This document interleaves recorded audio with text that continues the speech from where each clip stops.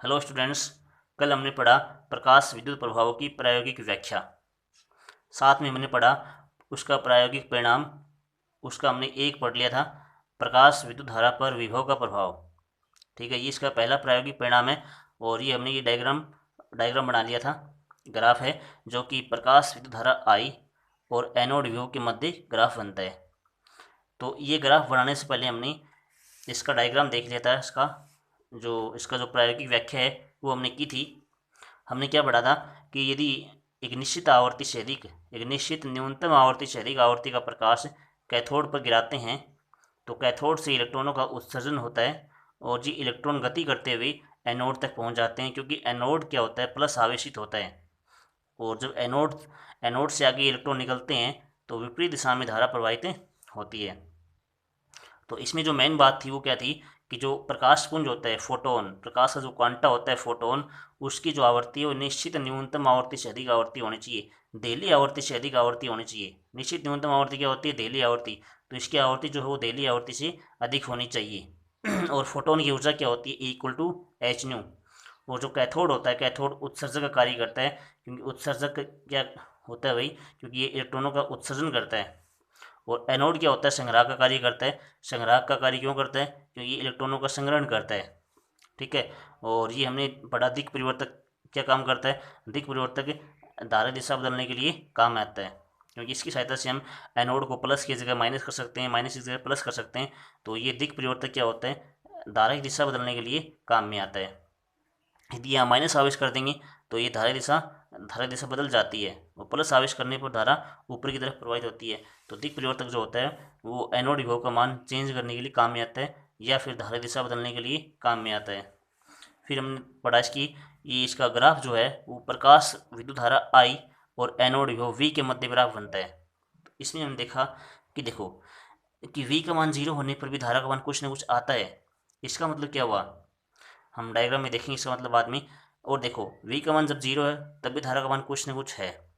फिर देखो क्या करते हैं कि एनोड विभव का मान बढ़ाते हैं, एनोड विभव बढ़ाते हैं तो धारा का मान देखो बढ़ रहा है। और एक समय पर जाकर के धारा का मान नियत हो जाता है, एक समय पर जाकर के धारा का मान नियत हो जाता है। उस नियत धारा को हम संतृप्त धारा कहते हैं।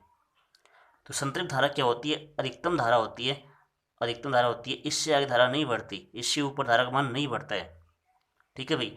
और संतृप्त धारा पर क्या होता है भाई, संतृप्त धारा पर जो इलेक्ट्रॉन जो निकलते हैं कैथोड से, वो सारे इलेक्ट्रॉन निकल जाते हैं, सारे इलेक्ट्रॉन निकल करके एनोड के पास पहुंच जाते हैं। तो जब सारे इलेक्ट्रॉन निकल जाएंगे तो धारा का मान अपने आप नियत हो जाता है, और उस नियत धारा को हम संतृप्त धारा कहते हैं। जो ये ग्राफ बनता है वो तीव्रता आई और आवर्ती न्यू को नियत रखकर बनाते हैं। तीव्रता आई भी नियत रहती है और आवर्ती न्यू भी नियत रहती है, और ये ग्राफ बहुत ही इंपॉर्टेंट ग्राफ है।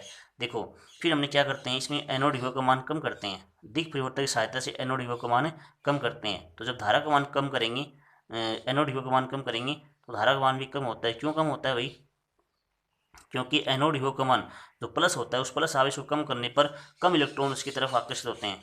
यदि कम इलेक्ट्रॉन उसकी तरफ आकर्षित होंगे तो एनोड की तरफ कम इलेक्ट्रॉन आएंगे। जब कम इलेक्ट्रॉन आएंगे तो धारा का मान अपने आप कम होगा, वे श्योर है। तो वो फिर देखो जब वी का मान जब 0 कर दिया, जब एनोड विभव का मान कम करते गए वो वी का मान जब 0 कर दिया, तब भी धारा का मान कुछ न कुछ प्राप्त हो रहा है। ये प्राप्त क्यों हो रहा है, क्योंकि एनोड का मान जब 0 है ना, एनोड का मान जब 0 है तो ना कुछ इलेक्ट्रॉन तक पहुँच जाते हैं, कुछ इलेक्ट्रॉन तो एनोड तक पहुँच ही जाते हैं।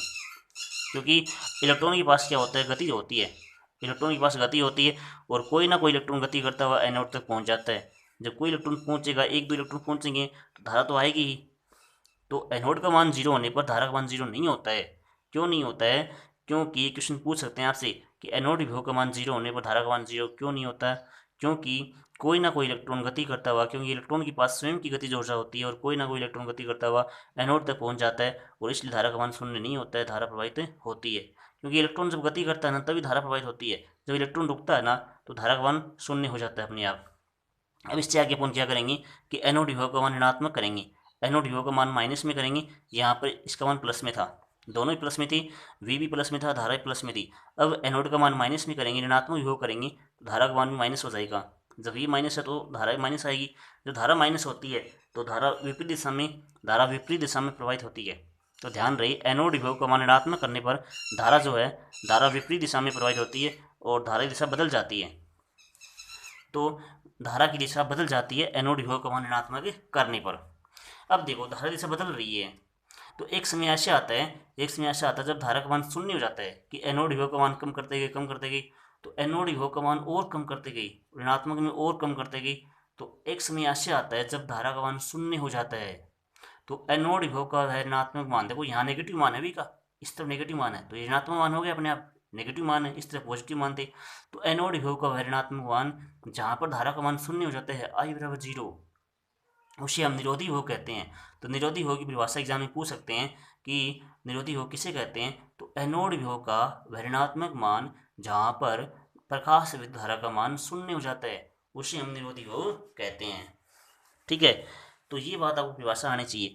अब देखो इसी बात को हम यहाँ समझते हैं कि ऐसा ऐसा क्यों हो रहा है कि एन वी बढ़ाने पर धारा का मान क्यों बढ़ता है, क्यों घटता है, वो निरोधी विभव की कंडीशन कहाँ प्राप्त होती है, वो देखेंगे यहाँ पर। देखो स्टार्टिंग में हमने क्या किया, एनोड विभव का मान बढ़ाया, अधिक परिवर्तन की सहायता से एनोड विभव का मान बढ़ाते हैं, तो प्लस आवेश बढ़ाते हैं। जब प्लस आवेश बढ़ेगा तो ज़्यादा इलेक्ट्रॉन इसकी तरफ आकर्षित होंगे, जब ज़्यादा इलेक्ट्रॉन इसकी तरफ आएंगे, तो धारा का मान अपने आप बढ़ेगा। फिर इसका मान बढ़ाते रहते हैं, तो जब वी का मान बढ़ाते जाएंगे तो ज़्यादा इलेक्ट्रॉन इसकी तरफ बढ़ते जाएंगे। तो एक समय ऐसे आता है जब कैथोड से सारे के सारे इलेक्ट्रॉन निकल जाते हैं, जब कैथोड से सारे इलेक्ट्रॉन निकल जाएंगे तो धारा का मान नियत हो जाता है। जब सारे इलेक्ट्रॉन निकल जाएंगे, सारे इलेक्ट्रॉन एनोड तक पहुंच जाते हैं, तो धारा का मान नियत हो जाता है, और उस नियत धारा को हम संतृप्त धारा कहते हैं, और वह अधिकतम धारा होती है। और उससे आगे एनोड विभव का मान बढ़ाने पर, अगर अब एनोड विभव का मान बढ़ाते हैं तो धारा का मान नहीं बढ़ता है, क्योंकि धारा का मान तो संतृप्त हो चुका है, धारा का मान नियत हो चुका है, क्योंकि सारे इलेक्ट्रॉन एनोड तक पहुंच चुके हैं। तो इससे आगे धारा का मान नहीं बढ़ेगा। तो ध्यान रहे, संतृप्त धारा से आगे धारा का मान नहीं बढ़ता है, चाहे कितना भी वी का मान बढ़ाया जाए, अब देखो एनोड विभव का मान कम करते हैं, दिक् परिवर्तन सहायता से एनोड विभव का मान कम करते हैं। जब वी का मान कम करेंगे, जब यहाँ पर वी का मान प्लस का मान कम करेंगे तो कम इलेक्ट्रॉन इसकी तरफ आकर्षित होंगे, क्योंकि प्लस का मान कम करने पर इलेक्ट्रॉन और प्लस के मध्य आकर्षण बल कम हो जाएगा। जब आकर्षण बल कम हो जाएगा तो कम इलेक्ट्रॉन इसकी तरफ आकर्षित होंगे, तो कम इलेक्ट्रॉन आएंगे तो धारा का मान अपने आप कम होगा भाई, क्योंकि धारा का मान जो होता है वो इलेक्ट्रॉन पर डिपेंड करता है, इसलिए कम इलेक्ट्रॉन इसकी तरफ आएंगे तो धारा का मान भी कम होगा। ठीक है भाई, जब वी का मान हमने 0 कर दिया, तब यहाँ पर हमने 0 आवेश दे दिया, तब भी धारा का मान कुछ ना कुछ होता है। ये हमने ग्राफ में देखा था, ये इसका प्रायोगिक ग्राफ है कि वी का मान 0 होने पर भी धारा का मान कुछ ना कुछ आता है। ऐसा क्यों होता है, क्योंकि जब वी का मान 0 है तब भी कुछ ना कुछ इलेक्ट्रॉन गति करते हुए यहाँ तक पहुँच जाते हैं, क्योंकि इलेक्ट्रॉन के पास स्वयं की गतिज ऊर्जा होती है। क्योंकि जब इलेक्ट्रॉन यहाँ से निकलते हैं तो इनके पास कुछ ना कुछ गति होती है भाई, कुछ ना कुछ इनकी वेलोसिटी होती है।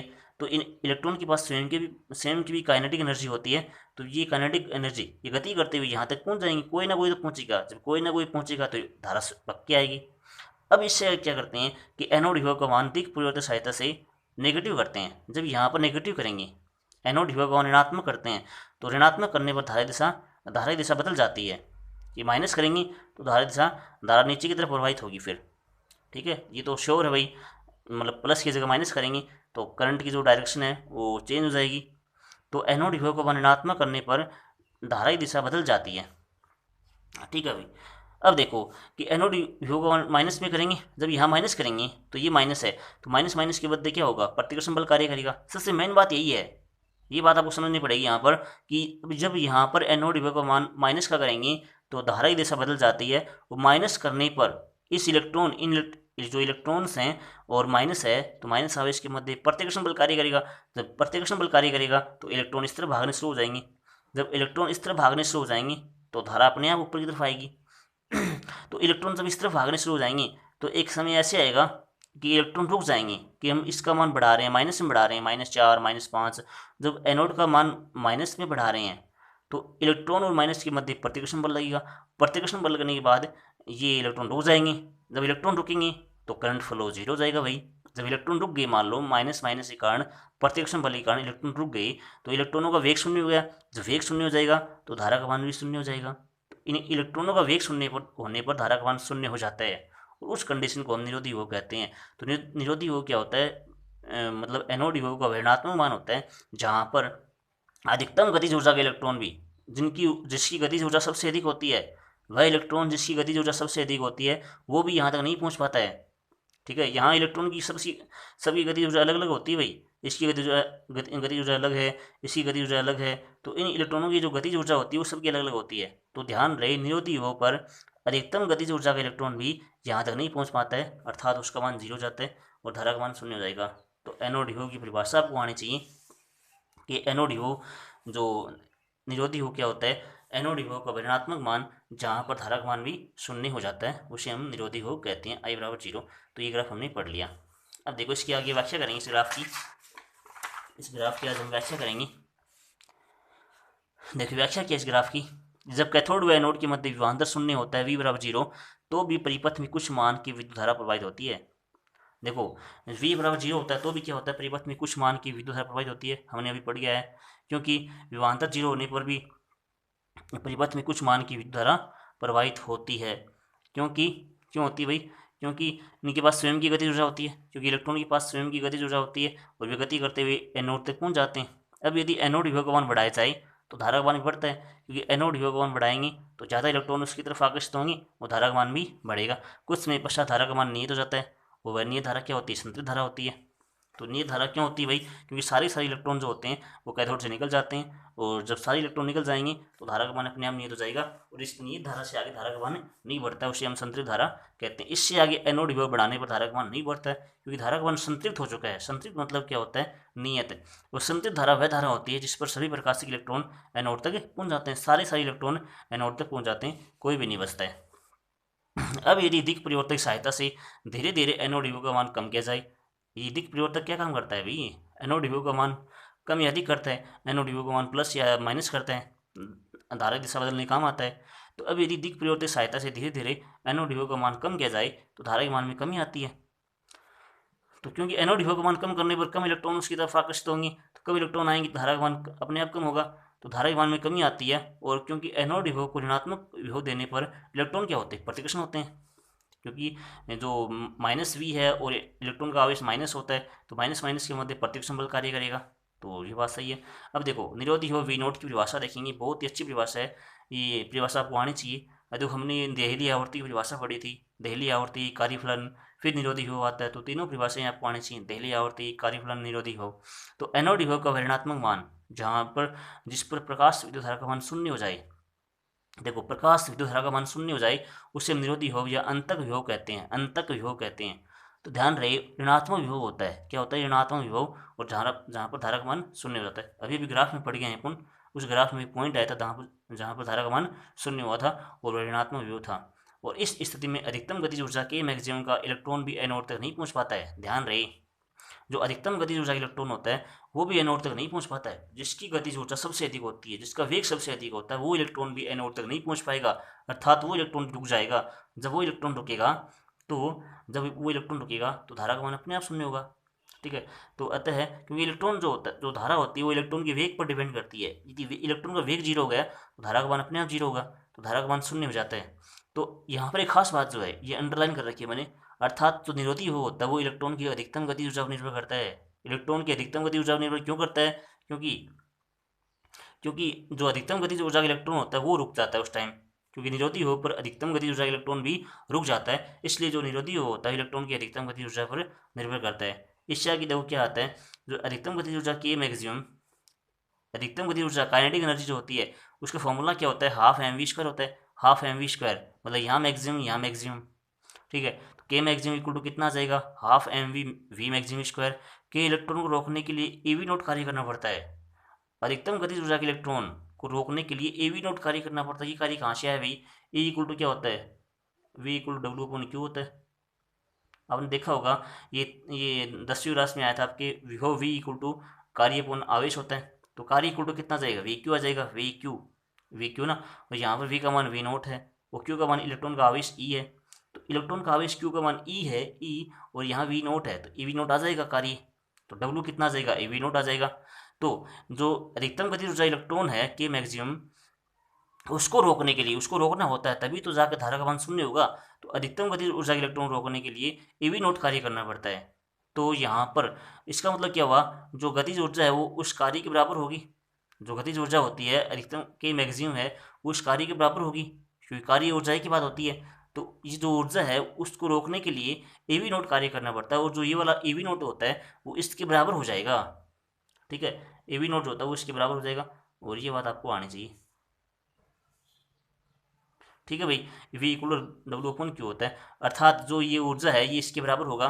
तो 1/2 mv maximum square equal to कितना आ जाएगा, एवी नोट आ जाएगा और के मैक्सिमम। ये फॉर्मूला होता है, आपको आना चाहिए, जो कि आगे न्यूमेरिकल में काम आएगा कि जो अधिकतम गतिज ऊर्जा है वो ईवी नोट के बराबर होती है, जहाँ ई इलेक्ट्रॉन का आवेश है, वी नोट उसका निरोधी विभव है, और वी मैक्सिमम क्या है, इलेक्ट्रॉन का अधिकतम वेग है। ये आपको याद करना, लर्न होना चाहिए। दूसरी बात पढ़ते हैं, हमने विभव का प्रभाव पढ़ लिया कि प्रकाश विद्युत धारा पर विभव का कैसे प्रभाव पड़ता है, हमने ग्राफ पढ़ा उसका। दूसरी बात हम पढ़ेंगे अब, प्रकाश विद्युत धारा पर प्रकाश की तीव्रता का प्रभाव। प्रकाश की तीव्रता जो आती है, प्रकाश हमने अभी पढ़ा एनोड विभव का प्रभाव, और दूसरा है प्रकाश की तीव्रता का प्रभाव। तीसरा पढ़ेंगे प्रकाश की आवर्ती का प्रभाव। तो प्रकाश विद्युत धारा पर प्रकाश की तीव्रता का क्या प्रभाव पड़ता है। तीव्रता देखो, खास बात देखो, इसमें ग्राफ बना हुआ है, यदि तीव्रता बढ़ाएंगे ना I1 I2 I3, तो ये ग्राफ बना हुआ है वी और आई के मध्य। ग्राफ तो उसी के मध्य है, एनोड विभव और धारा के मध्य ग्राफ है। आई धारा प्रकाश विद्युत धारा है, वी है, तो यहाँ पर I1 I2 I3 अगर धारा का मान बढ़ा रहे हैं, देखो ग्राफ से स्पष्ट है कि धारा का मान बढ़ाएंगे ना, यदि आवर्ती का मान बढ़ाएंगे I1 I2 I3, यहाँ पर ये आवर्ती है, तो आवर्ती बढ़ाने पर देखो धारा बढ़ रही है 1 2 3, देखो यहाँ पर धारा कम है, ये धारा और बढ़ गई, ये और बढ़ गई, तो आवर्ती का मान बढ़ाने पर धारा का मान देखो साफ साफ बढ़ रहा है। लेकिन यहाँ पर खास बात क्या है, यहाँ पर देखो खास बात, तीनों तीव्रताओं के लिए I1 I2 I3 तीनों तीव्रताओं के लिए निरोधी योग का मान एक ही है। तो ध्यान रहे कि तीव्रता बढ़ाने पर निरोधी योग के ऊपर कोई प्रभाव नहीं पड़ता है। तीव्रता बढ़ाने पर, मैं दोबारा लाइन बोल रहा हूँ कि तीव्रता बढ़ाने पर निरोधी योग के ऊपर कोई प्रभाव नहीं पड़ता है, अर्थात जो निरोधी योग वी नोट होता है वो तीव्रता पर निर्भर नहीं करता है। निरोधी योग जो वी नोट होता है वो तीव्रता पर निर्भर नहीं करता, ये लाइन आपको आनी चाहिए। ठीक है, क्योंकि तीनों तीव्रताओं के लिए निरोधी योग का मान एक ही आता है। ठीक है, जो अधिकतम गतिज ऊर्जा होती है उसका इलेक्ट्रॉन की जो है ना, जो वी नोट होता है वो वी नोट हमेशा ही तीव्रता पर निर्भर नहीं करता है, इसलिए तीनों के लिए एक ही मान आता है, चाहे कितनी भी तीव्रता बढ़ाई जाए ये वी नोट यहीं रहेगा। ठीक है, तीव्रता चाहे कम करो चाहे बत्ती करो चाहे ज़्यादा करो, कुछ ही करो, मतलब इस वी नोट का मान एक ही रहेगा। तो यहाँ पर आवर्ती न्यू बराबर नियत रहेगा, आवर्ती न्यू बराबर नियत रहेगा। देखो अब देखो तीव्रता का प्रभाव देखेंगे, यहाँ पर जो तीव्रता आई है, तीव्रता बढ़ा रहे हैं, धारा का मान बढ़ रहा है भाई, धारा का मान बढ़ रहा है ग्राफ में, तीव्रता बढ़ाएंगे धारा का मान बढ़ रहा है, तो इसका मतलब क्या हो रहा है, तीव्रता जो होती है वो धारा के समानुपाती होती है। ये तीव्रता बढ़ाएंगे तो धारा बढ़ेगी, तीव्रता आई जो होती है जो धारा के समानुपाती होती है, तो आई समानुपाती आई, ये पता होना चाहिए आपको कि तीव्रता आई जो होती है, जो तीव्रता आई कैपिटल आई जो होती है वो धारा के समानुपाती होती है। ये कैपिटल आई का मतलब तीव्रता है और स्मॉल आई का मतलब धारा है। ठीक है, ये ग्राफ आपको आना चाहिए। इस ग्राफ में जो मेन बात वो यही है, यहाँ पर ये है कि वी नोट का मान सबके लिए एक रहेगा, वी नोट का मान सबके लिए एक रहेगा। ग्राफ में आवर्ती को नियत रखा गया है, ग्राफ में आवर्ती को नियत रखा गया है, और ये ग्राफ किसके मध्य बन रहा है, आई और आई के मध्य बन रहा है, धारा है और एक तीव्रता है, इसके मध्य ग्राफ बन रहा है। देखो इस ग्राफ को हम प्रायोगिक व्याख्या समझेंगे, प्रायोगिक व्याख्या समझेंगे ग्राफ। देखो प्रायोगिक व्याख्या के अंदर हमने क्या किया, एक मेन बात ही देख लेते हैं पहले कि प्रकाश की तीव्रता जो होती है, तीव्रता का मतलब क्या होता है, फोटोनों की संख्या से होता है। तीव्रता का मतलब क्या होता है, फोटोनों की संख्या। यदि तीव्रता बढ़ाएंगे तो प्रकाश के अंदर जो फोटोन होने की संख्या बढ़ेगी। प्रकाश की तीव्रता बढ़ाने का मतलब क्या हुआ, फोटोन की संख्या बढ़ेगी। जब ज़्यादा फोटोन आएंगे ना, ज़्यादा फोटोन आएंगे, जैसे मान लो यहाँ ज़्यादा फोटोन आ रहे हैं, तो एक फोटोन से हमेशा एक इलेक्ट्रॉन निकलता है, एक फोटोन हमेशा ही एक इलेक्ट्रॉन से क्या करता है, और यदि एक फोटोन आ रहा है तो एक इलेक्ट्रॉन निकलेंगे, दो फोटोन आ रहे हैं तो दो इलेक्ट्रॉन निकलेंगे। अगर ज़्यादा इलेक्ट्रॉन आएंगे तो ज़्यादा इलेक्ट्रॉन निकलेंगे भाई, ज़्यादा फोटोन आएंगे तो ज़्यादा इलेक्ट्रॉन निकलेंगे, है ना। तो साफ साफ बात है कि प्रकाश की तीव्रता बढ़ा रहे हैं, प्रकाश की तीव्रता का मतलब हुआ फोटोनों की संख्या बढ़ा रहे हैं। अगर फोटोनों की संख्या बढ़ेगी, ज़्यादा फोटोन आएंगे, तो कैथोड से ज़्यादा इलेक्ट्रॉन निकलेंगे, तो कैथोड से ज़्यादा इलेक्ट्रॉन निकलेंगे, इसका मतलब ज़्यादा इलेक्ट्रॉन इसकी तरफ आकर्षित होंगे। जब ज़्यादा इलेक्ट्रॉन आएंगे परिपथ में, धारा का मान बढ़ेगा। प्रकाश की तीव्रता समानुपाती फोटोनों की संख्या, समानुपाती इलेक्ट्रॉनों की संख्या, समानुपाती धारा। तो ये चार लाइन आपको आनी चाहिए, चार शब्द हैं। प्रकाश की तीव्रता मतलब होता है फोटोनों की संख्या, अगर फोटोनों की संख्या बढ़ाएंगे तो इलेक्ट्रॉनों की संख्या बढ़ेगी, जो इलेक्ट्रॉन जहाँ निकलते हैं, और धारा भी बढ़ेगी। ठीक है, तो यदि प्रकाश की तीव्रता बढ़ा रहे हैं तो फोटोनों की संख्या बढ़ेगी, फोटोनों की संख्या बढ़ेगी तो ज़्यादा इलेक्ट्रॉन कैथोड से निकलेंगे, ज़्यादा इलेक्ट्रॉन कैथोड से निकलेंगे तो धारा का मान अपने आप बढ़ेगा। समझ में आई बात। तो इसका मतलब क्या हुआ, प्रकाश की तीव्रता बढ़ाने पर धारा का मान बढ़ता है, प्रकाश की तीव्रता आई बढ़ाने पर धारा का मान भी बढ़ता है, दोनों समानुपाती होती हैं आपस में। ठीक है। तो देखो ये इसमें पढ़ लेना आप, इसलिए लाइन आपको लर्न होनी चाहिए, ये कॉन्सेप्ट आपको आना चाहिए, कॉन्सेप्ट बहुत अच्छा कॉन्सेप्ट है। और ग्राफ भी आना चाहिए, इस ग्राफ में वी नोट का मान एक ही होता है और ये ग्राफ समानुपाती होता है। यदि प्रकाश की आवृत्ति को नियत रखकर, हमने पढ़ा आवृत्ति को नियत रखकर तीव्रता को बढ़ाया जाए तो प्रति सेकंड कैथोड पर आपतित फोटोन की संख्या बढ़ती है।